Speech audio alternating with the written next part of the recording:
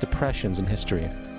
Once again outraged, Congressman Louis McFadden, a longtime opponent of the banking cartels, began bringing impeachment proceedings against the Federal Reserve Board, saying of the crash and depression, it was a carefully contrived occurrence. International bankers sought to bring about a condition of despair so that they might emerge the rulers of us all. Not surprisingly, and after 2 previous assassination attempts, McFadden was poisoned at a banquet before he could push for the impeachment. Now, having reduced the society to squalor, the Federal Reserve bankers decided that the gold standard should be removed. In order to do this, they needed to acquire the remaining gold in the system. So, under the pretense of helping to end the Depression, came the 1933 gold seizure. Under the threat of imprisonment for 10 years, everyone in America was required to turn in all gold bullion to the Treasury, essentially robbing the public of what little wealth they had left. And at the end of 1933, the gold standard was abolished. If you look at a dollar bill from before 1933, it says it is redeemable in gold. You look at a dollar bill today, it says it is legal tender, which means it is backed by absolutely nothing. It is worthless paper. The only thing that gives our money value is how much of it is in circulation. Therefore, the power to regulate the money supply is also the power to regulate its value, which is also the power to bring entire economies and societies to its knees.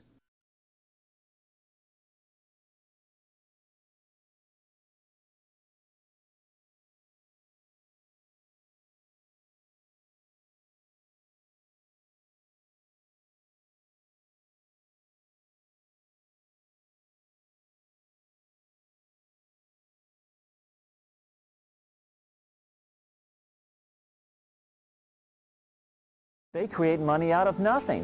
What a scam. They have so much money, they don't care about money. All they care about is power. All they care about is being able to control the political situation so it goes their way. After a man has far more money than he possibly can spend for pleasures, what is left to excite him?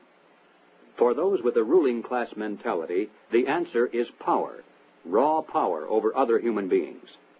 Money can buy such power only to a point.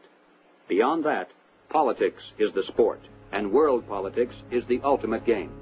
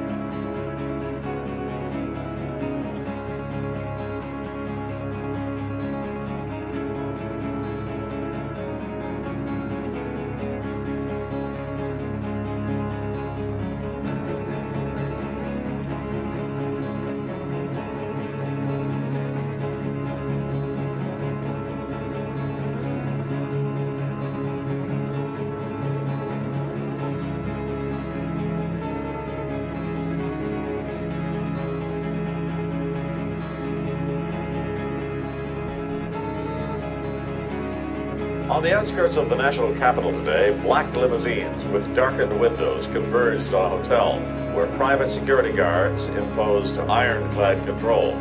The limos carried royalty, political power brokers, and industrial titans to a secret meeting that will last all weekend. It's known as the Bilderberg Group. Could their objective be world domination? If you haven't heard of the Bilderbergers, it's for one reason only. They haven't wanted you to. At their annual closed-door meetings, no outsiders are allowed even close to the building. Here are gathered the most powerful individuals of the Western world, united regularly at club meetings. Yet nothing is reported by the New York Times, the Washington Post, or the LA Times. What really fascinates me is the complete blackout in the American press. For more than 20 years, I've gone down to the press club every day. I check the wires in their library. mingle with other paper boys, and I asked them the question many times, why, when if 120 film stars or 120 NFL football players met behind locked and guarded doors at a remote location for 3 days, you'd try very hard to penetrate and find out what those movie stars or football players are doing. Well, I had no curiosity at all when 120 of the world's most powerful financial leaders and political leaders meet for 3 days in a remote location behind armed guards in a complete blackout. Well, I had no curiosity. The people who call conspiracy theorists are not the conspiracy theorists themselves. We're talking about facts here. The Bilderberg group does exist. The Federal Reserve does exist. The people who are members of the Bilderberg group are also the people who do control the Federal Reserve. These are all facts. In 1954, the elite of the planet met in secret at the Bilderberg Hotel in Oosterbeek, Holland. The Bilderberg Group would later admit that their mission was the formation of the EU. Once the EU was established, under the guise of trade deals, a North American Union and Asian Union would be formed. The three interlocking superstates formed the core of the global government, while the United Nations would serve as a world regulatory and enforcement body over the Third World subregions. The Bilderberg Group consists of the heads of all of the managing roundtable groups that steer individual countries. Picture the elite power structure of the world as a giant pyramid, with only the elite of the elite at the tip top of the capstone. The group has been so secretive that until the mid-1980s, the controlled corporate media denied its existence. Into the late 1990s, coverage only consisted of rare one-line mentions.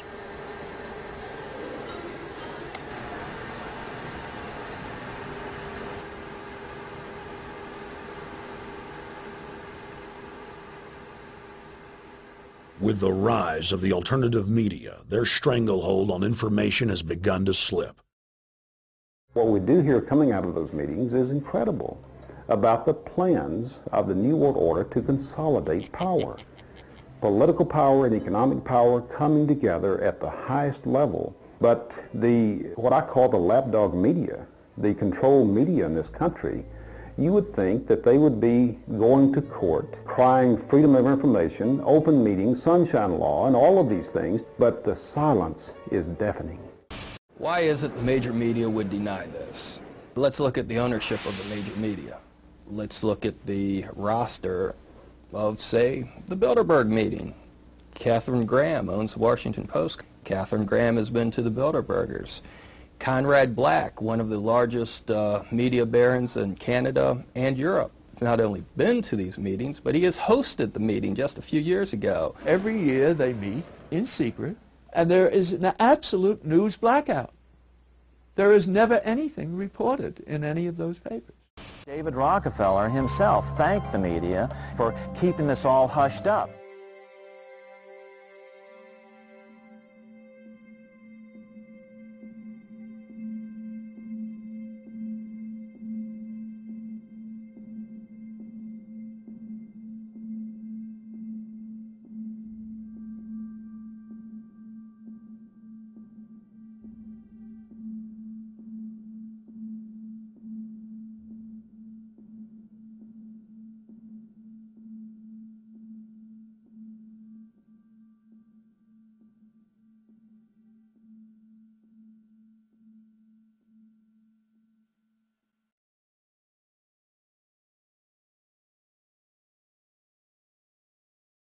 First heard about Bilderberg in 1975, and I said, I don't believe it.